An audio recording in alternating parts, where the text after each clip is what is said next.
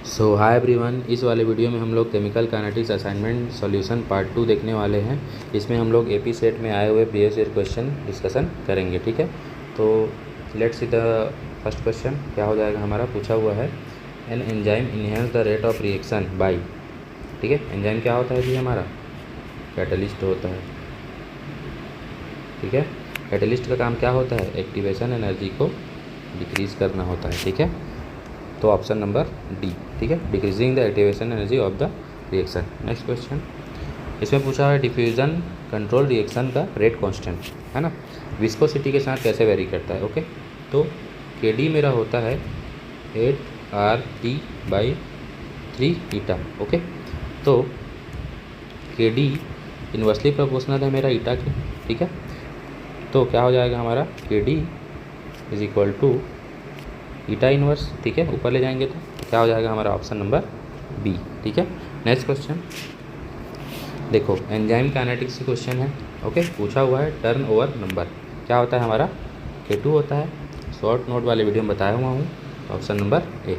Next question देखो, in the presence of catalyst activation energy lowered by 2 kilo calorie at 27 degree Celsius. ठीक है, question को ध्यान से समझते हैं, अर्नियस इक्वेशन से है। ओके, तो मान लो जब मेरा कैटलिस्ट एब्सेंस है, उस केस में मेरा रेट कांस्टेंट K1 है, e टू द पावर मेरा एक्टिवेशन एनर्जी E1 है बाई RT। ठीक है, अब मान लो जब मेरा कैटलिस्ट प्रेजेंट है, उस केस में मेरा रेट कांस्टेंट K2 है, e टू द पावर मेरा एक्टिवेशन एनर्जी EA2 है बाई RT। ओके, क्वेश्चन क्या कह रहा है कि जो मेरा प्रेजेंस ऑफ कैटलिस्ट वाला एक्टिवेशन एनर्जी है वो अब्सेंस ऑफ कैटलिस्ट वाला एक्टिवेशन एनर्जी से 2 कम है, क्योंकि जानते हैं हम लोग कि जब हमारा कैटलिस्ट प्रेजेंट होता है तो हमारा एक्टिवेशन एनर्जी कम हो जाता है ना।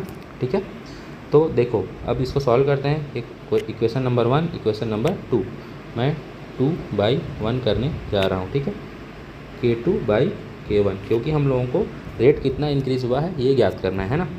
तो क्या हो जाएगा, e to the power minus EA2/RT divided by e to the power minus EA1/RT। इसको फर्दर सॉल्व करने पर क्या आ जाएगा, K2/K1 इज इक्वल टू 8 से a कट जाएगा, e to the power minus EA2/RT into ये ऊपर चला जाएगा e to the power EA1/RT, ऊपर जाके प्लस में हो जाएगा। ठीक है, अब इसको और सिंप्लीफाई करते हैं तो देखो क्या हो जाएगा हमारा, इधर को मैं इरेज करता हूँ।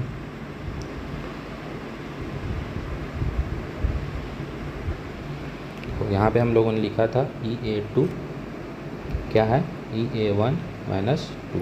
ठीक है, तो चलो सॉल्व करते हैं। K2/K1 इज इक्वल टू क्या हो जाएगा, देखो EA1-EA2 डिवाइडेड बाई RT। ठीक है, इसको अगर हम लोग सिंप्लीफाई करें इस वाले इक्वेशन को, तो देखो इसको मैं इधर ले जाता हूँ, इसको मैं इधर ले आता हूँ, तो क्या हो जाएगा, EA1-EA2 इज इक्वल टू 2। ठीक है, तो इसका वैल्यू हम लोग यहाँ पुट कर देंगे, क्या हो जाएगा हमारा,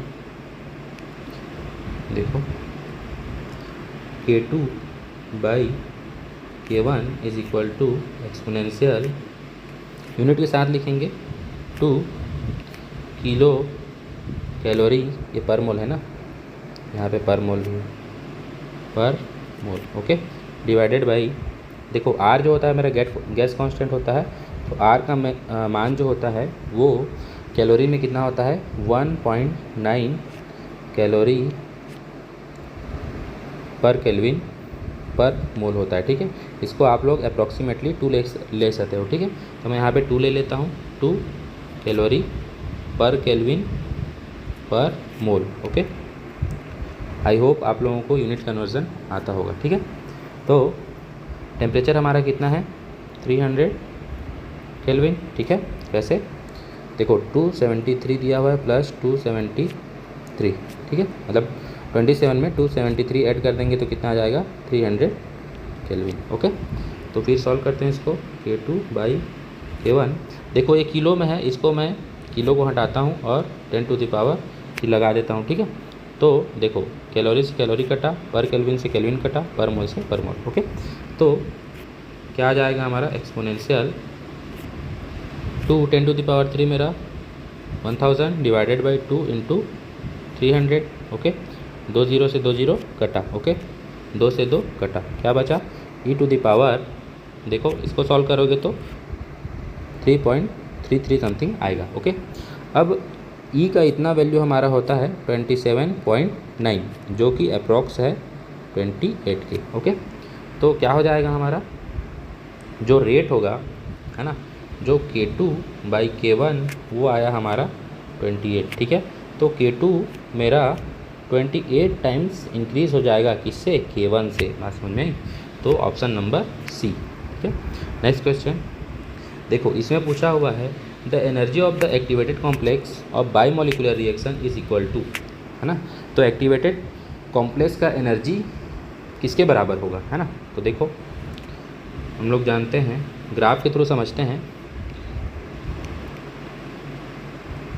ठीक है, ये मेरे कुछ रिएक्टेंट की एनर्जी हैं। मान लो मैंने रिएक्टेंट A + B लिया। ठीक है, यहाँ पे मेरा क्या होगा, एक्टिवेटेड कॉम्प्लेक्स होगा, और ये वाली जो एनर्जी होगी, ठीक है, यहाँ से यहाँ तक वो क्या होगी, मेरी एक्टिवेशन एनर्जी। ठीक है, तो ये वाला मेरा किसका है, रिएक्टेंट की एनर्जी है।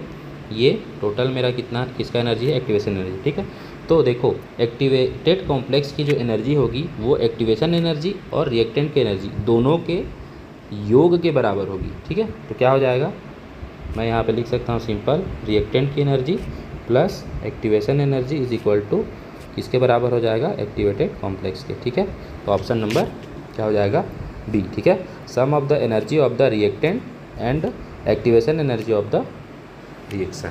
बात समझ में आए? तो नेक्स्ट क्वेश्चन देखते हैं। इसमें देखो ऑप्शन देखने से हम लोग को ये पता चल रहा है कि इसमें रेट लिखना है। ठीक है, रेट का एक्सप्रेशन क्या होगा, अगर मैं इस वाले इक्वेशन के लिए रेट लिखूं तो रेट मेरा हो जाएगा, क्या हो जाएगा, K⁴ एंड B। ओके, तो ऑप्शन ए लगा देंगे। ठीक है, लेकिन इसमें ध्यान देने वाली बात यह है, देखो first order in A and also first order in B, तो ये वाला ऑप्शन नहीं लगाना है। ठीक है, ये गलत हो जाएगा। ठीक है, रेट मेरा क्या हो जाएगा, K in terms of A first order है, केस ऑफ बी भी फर्स्ट ऑर्डर है मेरा। ओवरऑल जो ऑर्डर होगा वो मेरा 1 + 1 2 होगा। ठीक है, तो ये वाला रेट का एक्सप्रेशन सही होगा। क्वेश्चन को हम लोगों को पूरा पढ़ना है और ध्यान से पढ़ना है। ठीक है, तो ऑप्शन नंबर डी मेरा सही हो जाएगा। नेक्स्ट क्वेश्चन देखो, इसमें पूछा हुआ है कि ये मेरा रिएक्शन है। ठीक है, चलो इसका मैं रेट लिखता हूँ, तो रेट, ठीक है, क्या हो जाएगा मेरा, A² B। ओके, अब ये बोल रहा है क्वेश्चन कि B को हम लोग कांस्टेंट रख देंगे। चलो B को मैंने कांस्टेंट रख दिया। ओके, A को डबल कर देना है, A को मैंने डबल कर दिया। ठीक है, तो क्या बोल रहा है, रिएक्शन मेरा, रेट ऑफ रिएक्शन में क्या चेंज आएगा। ठीक है, देखो करके देखते हैं। रेट मैं 2 लिखता हूँ।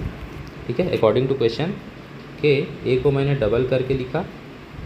ठीक है, और B को मैं एज इट इज़ लिखा। ठीक है, तो रेट में क्या चेंज आएगा मेरा, देखो 2 × 2 = 4 K A² और B। ठीक है, देखो ये मेरा क्या है, R1 है। ठीक है, तो rate 2 = 4 times of rate 1।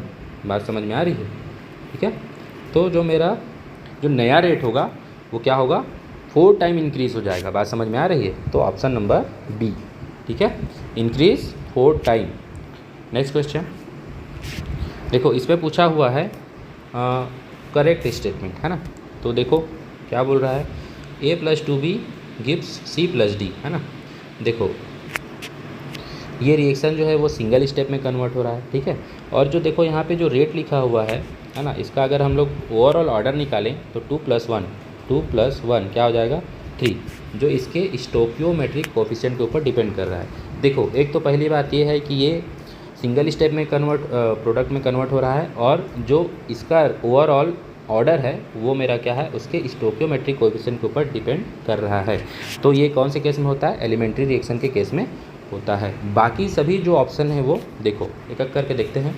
The reaction is second order overall, ठीक है, नहीं ये तो थर्ड है, तो ये वाला ऑप्शन भी गलत हो गया। ओके, तो if the concentration A is double the reaction velocity half, ये हाफ है ना, ठीक है भाई, तो ए को डबल करेंगे तो रेट हमारा हाफ थोड़ी होगा, वो तो बढ़ेगा ना, ठीक है। उसके बाद तो ये वाला ऑप्शन भी मेरा गलत हो गया। If both concentration of A and B are double, अगर हम लोग ए और बी के कंसनट्रेशन को डबल कर दें तो net result would be no change in reaction velocity. बोल रहा है कि रेट चेंज नहीं होगा, ये वाली बात भी रॉन्ग है, क्योंकि अगर हम लोग ए और बी के कंसनट्रेशन को डबल करेंगे तो रेट ऑब्वियस सी बात है चेंज होगी, बढ़ेगी, ठीक है। ये नो चेंज लिखा है, ठीक है, तो ये वाली स्टेटमेंट भी क्या हो गई, रॉन्ग हो गई, ठीक है। तो ऑप्शन मेरा बी सही हो जाएगा। नेक्स्ट क्वेश्चन देखो, इसमें अर्नियस इक्वेशन दिया हुआ है, बोल रहा है कि A will become equal to rate constant, मतलब के इज इक्वल टू ए, ठीक है। ए मेरा के के बराबर कब होगा, ठीक है। तो देखो, जब मेरा एक्टिवेशन एनर्जी क्या हो जाएगा, ज़ीरो हो जाएगा, तो मेरा जो रेट कांस्टेंट है वो ए के बराबर हो जाएगा। कैसे, देखो के इज़ इक्वल टू हम लोग जानते हैं A e to the power minus E A upon R T, ठीक है। अब एक्टिवेशन एनर्जी को मैं जीरो रख दूँ तो क्या हो जाएगा मेरा, K A e to the power zero by R T, ठीक है। तो K is equal to A e to the power zero, तो के इज़ इक्वल टू ए, ठीक है, क्योंकि किसी का भी पावर ज़ीरो कितना होता है, 1 होता है, ठीक है। बात समझ में आई।